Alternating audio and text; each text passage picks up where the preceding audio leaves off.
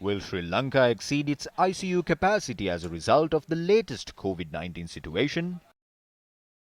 State Minister of COVID-19 Disease Control Dr. Sudarshini Fernandopoulos said that the intensive care units in the country are reaching full capacity. She said that this is a result of complications being reported among the youth. The Medical Supplies Division said that there are about 700 intensive care units beds in Sri Lanka at present. About 70 new beds have been added as a result of the latest developments. The State Minister said that it has been decided to immediately deploy staff to the intensive care units which have not been operational so far. The Ministry of Health has informed the hospital directors that if there are any staff in other wards who have been trained in the ICU services, they should be attached to the intensive care units as required. Also, the number of hospital beds with high-flow oxygen machines has been increased. Will there be a crisis in the supply of oxygen? Oxygen supply has to be provided to a large number of patients who are currently hospitalized. In this situation, the Director General of Health has sent a letter to the hospital directors requesting them to confirm the level of oxygen that they possess. Two local companies supply oxygen to hospitals in the country.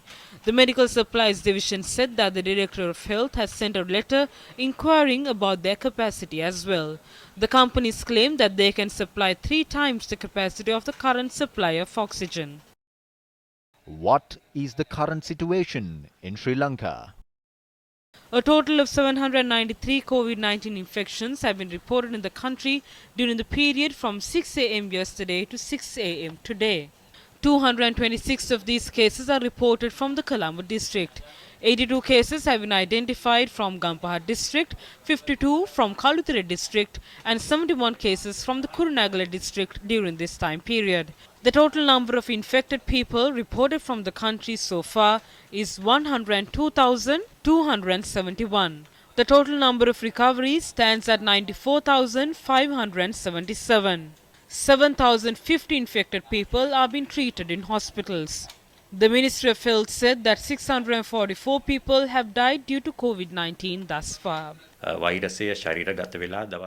Within 2 to 3 days since the patients are infected with the virus, symptoms of pneumonia can be seen. That will have a severe impact on both their lungs. In that instance, the oxygen in their blood will reduce, and as a result of that, we have to give them oxygen artificially to keep them alive. This is the same thing that is happening in India as well. Most of the time, the patients are experiencing slight fever, body pains and lack of appetite. However, when they are admitted to hospital and we run checks on them, we have found out that they are severely affected by pneumonia. If this condition persists for more than 7 days, it will be very difficult to recover these patients from this condition. As of now, 1/4 of patients in the Homagama hospital are on artificial oxygen supply. In addition to the beds we have at the ICU, we have upgraded beds in other wards as well, so that they pump oxygen artificially. There is a large number of patients receiving treatment in that manner. I met several patients who had received the vaccine but experiencing complications relating to the virus. That is because our country has only given 1 dose of the vaccine. If you want protection, you have to receive both the doses. Even if you receive both the jabs, there is a 20% of a chance where you can still be infected with the virus. Therefore, the ambition of this vaccination program must be to vaccinate more than 75% of the population expeditiously so that we can prevent the spread of the virus in the country.